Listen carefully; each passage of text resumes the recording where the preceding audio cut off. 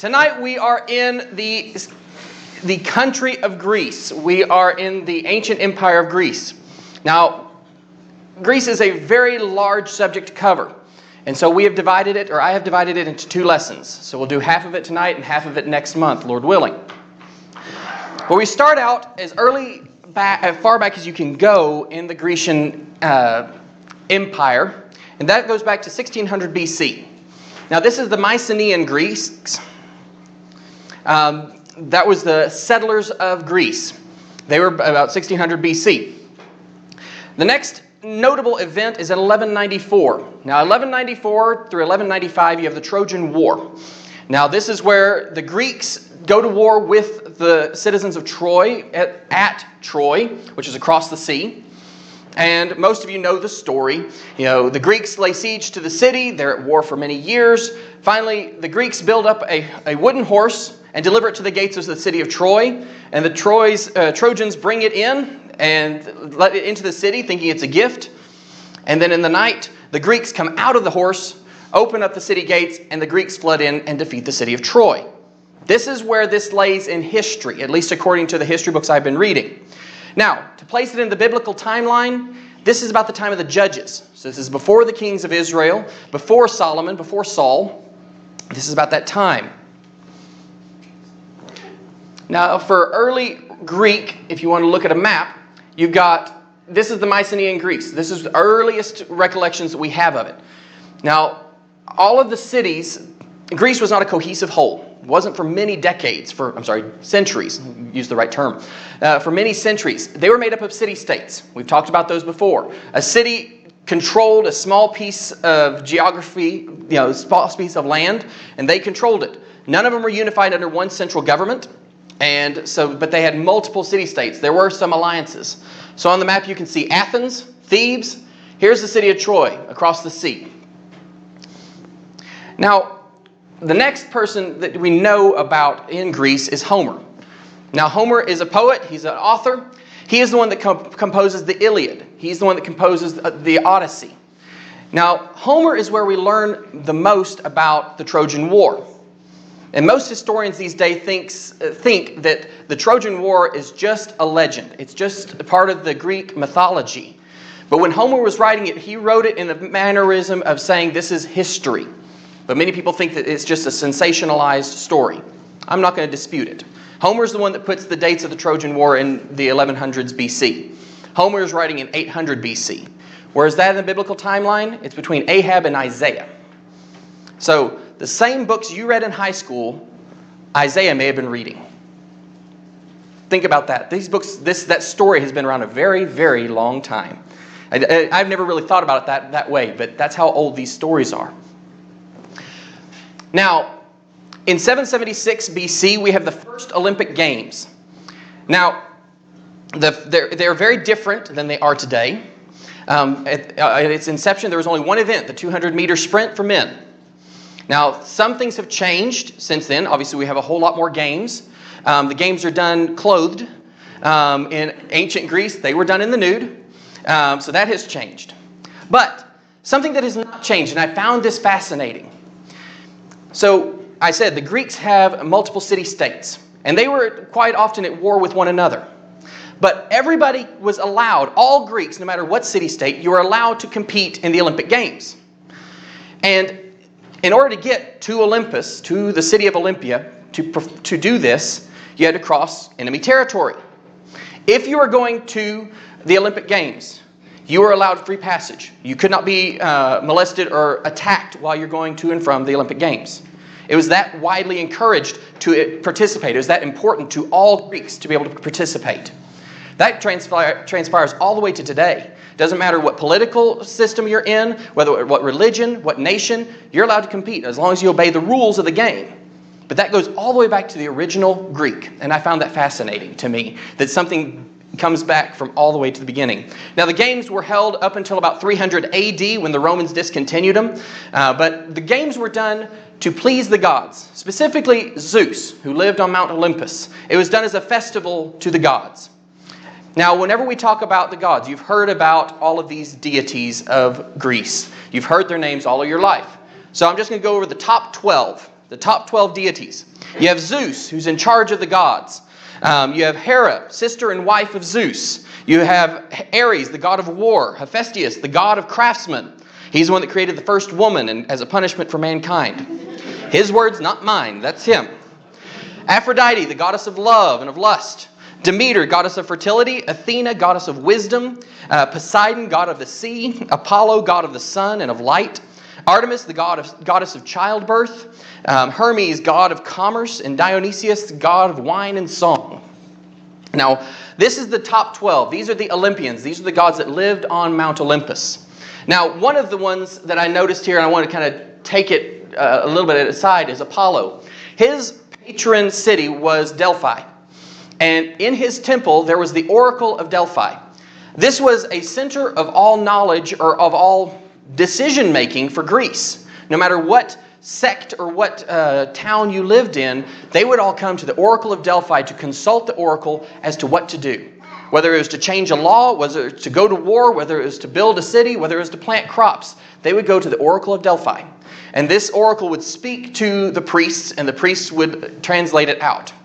How that happens, we don't know. How that all transpired. But that was the Oracle of Delphi. Some of you may have heard of that before. So, as I was typing up this lesson, I was just typing up the names of the gods. And I was just typing away on this PowerPoint slide. And I looked up, and the font is about this big at that point, because there were so many names on that list. So I was like, okay, well, this isn't going to work. I'll just choose the top 12. But I want to know how many there actually are of the gods.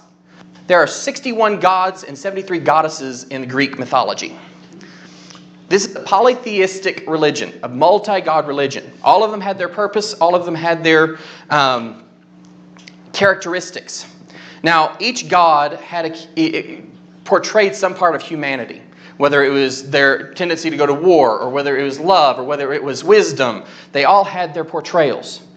Now, while these gods looked human in nature, and they looked like full-grown adults, they were childish in nature, very childish. They portrayed the worst aspects of all of humanity, and this is who the Greeks worshipped. But that is the tendency of the Greeks, to worship this kind of philosophy, this type of religion. Now, going on to a few of these city-states, one of them that you're most familiar with is Athens. Now, Athens was founded in 1300 BC by Theseus. Theseus was a son of the king over the sea, King Aegeus. Now, the story goes with King Aegeus. Theseus had gone off to war, and he was coming back by sea. He had been victorious, but he had forgot to change the sails from black back to white. So he showed up in a ship with a black sail, which means death. So the king thought his son had died. And so he threw himself into the sea and committed suicide. That is the Aegean Sea. King Aegeus in the Aegean Sea. If you just I found that kind of interesting. It has no bearing on this lesson, but I found that interesting. Now, Theseus declares Athens a democracy. Democracy is an unknown concept in the world at this time. And it is very different than our democracy today. But essentially, he's giving the people the rights to control the government. That's the concept. It's very different than what we have now. It is reformed in 594 BC by King Solon. Now, he sets social classes. Used to, it was just based on birthright citizenship. If you were born in Athens, you could potentially rule in Athens, and you could vote in Athens. Solon changes it to where it depends on how much money you have, not necessarily whether you were born here or not. And when you think about it, in a growing society, if it doesn't grow by birth, it's going to grow by foreigners coming in, bringing their money, bringing their wealth, bringing commerce to them. So he had to change it. It is reformed again in 510 BC by King Cleo. We're just calling him that. Now, he creates a method of drawing political lines on a map. Now, we use that today in our government. He had divided the city into a geographical lines throughout the city. Up until that time, there was 4 precincts, if you will, of Athens. Now, Athens could have been controlled easily by one family if they could control 2 or more of those precincts. Just by swaying the vote in those 4 places. Well, instead, he divided those 4 precincts into 10. And then he says all the little municipalities also get a vote. And it went up to about 400 votes. It's kind of hard for one family to do a power grab when you have to fill 400 seats. So they created the political map by dividing out by geography and by cities and everything. We still see that today. But that comes from Greece. Now our next city-state is Sparta. We've heard of the Spartans. Now they were founded in 800 BC by Lycurgus. They controlled the area called the Peloponnesus, which is in the south of Greece. Now this is a very militaristic society. They were known for warfare. That's what they were best known for. Now, they took their children at a very early age. They took the boys and they took them from their mothers and said, we're going to teach you how to be a soldier. We're also going to put you in the political system. You're going to watch how politics works. You can get strategy. You can see how it's developed. And they put their children in that method. The girls were also treated very well because they had to be built up to be strong so they could bear strong sons to continue the tradition. Now, they also had, the women in Sparta were not exactly the most sensitive type. They were said to tell their husbands as they went off to war, you either come back victorious or you come back dead on your shield. Not exactly the most loving society, but they were built on military might. Now, Sparta did have some ethics built into their military. They did not pursue an enemy that was retreating. They said, let them go so they can fight another day. They also had some very good military strategy of saying, we're not going to fight the same enemy too many times. Otherwise, they might learn our methods. So they wouldn't fight the same enemy more than once or twice, at least not close together. But these are the two major city-states that we're going to talk about tonight, is Athens and Sparta. Now we get into some of the history. We have the First Persian War. We talked about that last time. This is where King Darius, in retaliation for a Greek raid on Persia, comes into Greece to try to take the city of Athens. Now he gets to Marathon, and there's the Battle of Marathon. And the Persians lose the battle. And that runner goes from Marathon up to Athens to run, saying it's victory, and dies up on the spot. That's that story from there. That's the Battle of Marathon. But then you have the Second Persian War. Now this is when Xerxes comes by land and by sea. Now the Greeks have been preparing for this. They said, we've really ticked off the Persians. We're going to make sure that we are prepared when they come back. And so what the Greeks did was to build a naval fleet in order to evacuate Athens and also to conduct warfare against the Persians. So they've been building ships for these, for this past 10 years. And when Xerxes comes, he comes by land and by sea, but he comes over the land bridge in the Dardanelles, comes down the coast, and comes to a place called Thermopylae. Now Thermopylae is a very narrow pass on the eastern seaboard of Greece. And it is very, very narrow. I would say probably around this width, not very large. But only a few people can get past it once. Persian army is coming, and the Greeks had put up a fight up until this point, but they've given up and they run back to Athens. And they leave 300 Spartans behind. Those 300 Spartans hold back the pass for 3 days against the Persian army. Thousands. Some say 2 million were in that army. Some estimates come closer to 200,000. But still, tens of thousands of Persians die at that pass at the hands of 300 Spartans. These are guys you don't want to mess with, these Spartans. But that is the Battle of Thermopylae. Thermopylae does fall, but it's given the Athenians a long enough time to escape into the boats and head to sea. They drop off the women and children in the islands, and they come back to war. Now Xerxes has arrived in Athens. He's looking around. It's an empty city, so he burns the city to the ground. But as he's standing on the Acropolis, as he's standing on the hill, he looks up to the sea and he sees the Greek navy. He says, "There they are. Get my navy. Go get them." And so the Greek navy and the Persian navy go to war. And the Greeks sink 200 of Persia's ships. The battle is won by the Greeks at this time. King Xerxes backs off a little bit. He's been defeated, at least in a battle. He slinks back off into the mountains for the winter. He comes back the next summer to try to retake Athens. But the Greeks are ready for him again. And these Greeks have now grown in force because all of these city-states have allied together. They've actually gotten themselves together as an organized group. They're not just one or two city-states trying to defend themselves. They ally themselves and they push the Persians out of Greece. The final battle is in the Battle of Plataea. And this is the deciding victory for the Greeks, and Persia is pushed out of Europe. Now, I've given you a whole lot of places and not really any reference to where they are. I want you to look at this on a map. All right. The pink down here, this is the Peloponnesus. This is Sparta. You've got all of the yellow. This is where Athens is. All of the yellow is controlled or allied with Athens. They owned essentially the coast. You've got Thessaly, which had no alliances with any, but they were considered Greek. You have the Macedonians, which were a backwater Greek nation. Nobody really had anything to do with them. Then you have Persia, all this purple. So here's how the battle, I'm going to go over about 400 years in a matter of 30 seconds. Persia moves in and starts taking these city-states. Athens retaliates, comes and burns the city of Sardis. Persia retaliates, comes back in and tries to take Athens at Marathon. They're routed and they are sent back.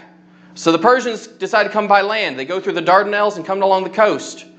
They come all the way down here to the pass of Thermopylae, right about here. They're pushed back. But they come through. They come back to Athens.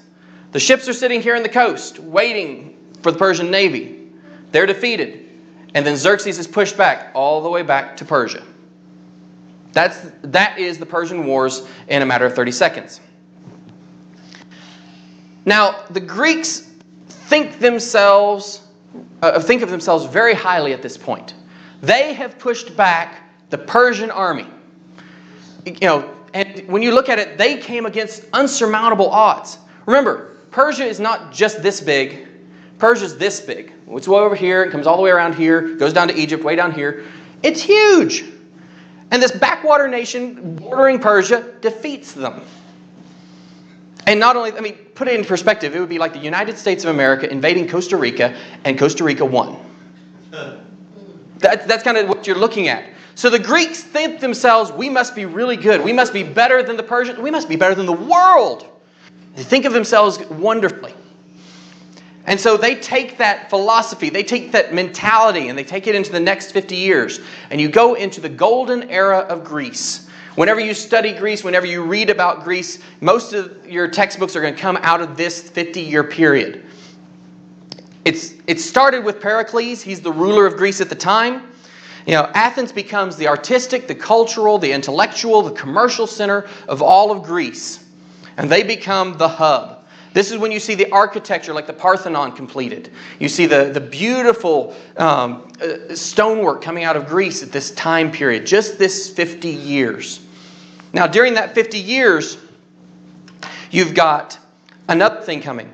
You've got Athens saying, we routed the Persians out of the nation. Well, let's push the rest of them out of all the little provinces. And so they start grabbing up all of the Grecian city-states and saying, we're going to help get the Persians out of your area. And they'll push out the Persians as long as you join the club, as long as you join the alliance. And so Athens, one at a time, would say, you join the alliance, we'll push out the Persians. And Athens starts to grow, and they push the Persians out of Greece entirely. Well, when the Persians are gone, Athens is the power. It has become, by this alliance, becoming the power of Greece. And then they still want more power. So they start telling these other city-states, look, you either join our club or we're going to destroy you. And Athens does. If you didn't join, they would come and wipe you out and completely demolish your city. Well, there was a group of people that didn't appreciate that. It was the Spartans. They hadn't been conquered. They hadn't been swayed by this. Oh, before I get there, come on. This is the Parthenon. For those of you who do not know what the Parthenon is, it is sitting on top of the hill in Athens. It's still there today, but it shows some of the Greek architecture that, think about what this must have looked like when it was new. Beautiful stonework, magnificent temple to Athena, the goddess of Athens. It must have been beautiful whenever it was built. But this is coming out of that 50 years. I'm going to stop here for just a second before I get into the Peloponnesian War.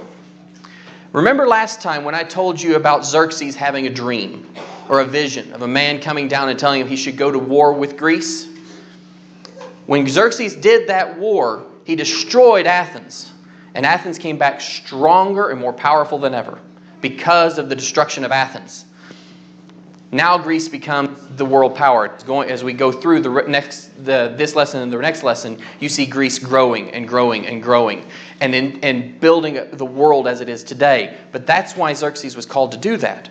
He was saying, you've got to kickstart them. You've got to go and level everything so they can start anew and they can start this building.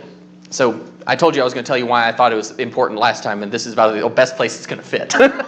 But that is here. Now we go on to the Peloponnesian War. Now, as I said, the Peloponnesus was the south of Greece. It was controlled by the Spartans. And from 431 BC to 404 BC, there's war between Sparta and Athens. Now, eventually the Spartans win. They push the Athenians out of Athens. They destroy the democracy, and they put in the 30 tyrants. And tyrants is not exactly the way we look at it. Tyrants simply means that it's somebody that there is no one to control them. There's nobody above them that they answer to, and there's nobody below them that they answer to. You could have a good tyrant. It's just they're somebody that doesn't have to answer to anybody else. Sparta puts in 30 tyrants into Athens to rule. Well, that lasts 1 year, and Athens revolts and puts democracy back into place. But by this time, Athens has lost its momentum. 30 years of war will do that. And Athens has lost its momentum, it's lost its place in its society, and it starts to wane. And the 50 years, the golden years of Greece, are over. But there was some things that came out of Greece during this time. You've got some great thinkers. You have Socrates. He is a philosopher, one of the founders of philosophy itself. Now, he had some strange ideas, but he had the one I like the most, the one I can actually say and actually make sense. The rest of them don't make sense to me, and if this makes sense to you, God bless you. His philosophy was, I do not know, but because I do not know, I am better than all others. Because they do not know, and they do not know that they do not know. I don't know about that, but I don't know if that makes me better than Socrates or not if I don't know it. But that was his philosophy. And he had many, many others. You have his student, Plato. He was the next thinker. He's the one that founded the academy in Greece. Then you have Aristotle, the student of Plato. And these three guys form the Greek philosophy. And this is a new step in Grecian culture because they stop depending upon the gods and they start depending on man's wisdom and man's thought. Many things came out of this period. You've got the art of oratory. You have the art of persuasion. One thing they built was the grand amphitheaters so that you could stand in one place and speak to hundreds of people at once. And they would do this. They would stand in this one spot. They would speak to them and they would debate. They would try to convince this oratory, this group. You're familiar with this because Paul did this when he was in Athens. He went to, I had to write it down, the Areopagus. And he tried to persuade them about the unknown God. Because there were so many idols to the gods, and he found the one that said the unknown God. Whenever you have 130 some odd gods, there's bound to one that gets forgotten. So that's the one he was talking about. But he went to this great group, and he's speaking to this Grecian audience. The art of oratory is developed during this time. The thought of pathos and ethos and logos. Methods in which you convince somebody. So you have pathos, you plead to somebody's emotions. You have ethos, which is pleads to somebody's ethics. You have logos, which pleads to somebody's logic. Tonight I am speaking the oratory style of logos. Because I am logically trying to demonstrate and convince you that this happened using facts. That's logos. But this development, if you ask Dad or if you ask Seth, anybody who's been and studied in great depth anything with public speaking, they study these guys because they had it. They're the ones that developed the methods. And as I was prepping this lesson, I got to thinking about it. This happened in 300, 400 BC. Would Jesus have been studying these guys in school? How to convince an audience of something. Now, I don't say God needs help, but this is some things he heard too. of how do you sway an audience. Because by that time, Greek culture and Greek way of thinking was pervasive throughout the world. Even though Greeks weren't in power any longer. It was still everywhere. But that's what came out of these three guys. And these three guys, along with others, convinced themselves first, and then convinced the world that the Greeks were the best. And they were going to take that through the rest of the world. And that's what we get to discuss next time. So this is where I'm going to stop tonight because it's going to be the best place to stop. Next time we're going to talk about Macedonia, Philip, Alexander the Great, and his successors. So that's what I have for you tonight. Thank y'all.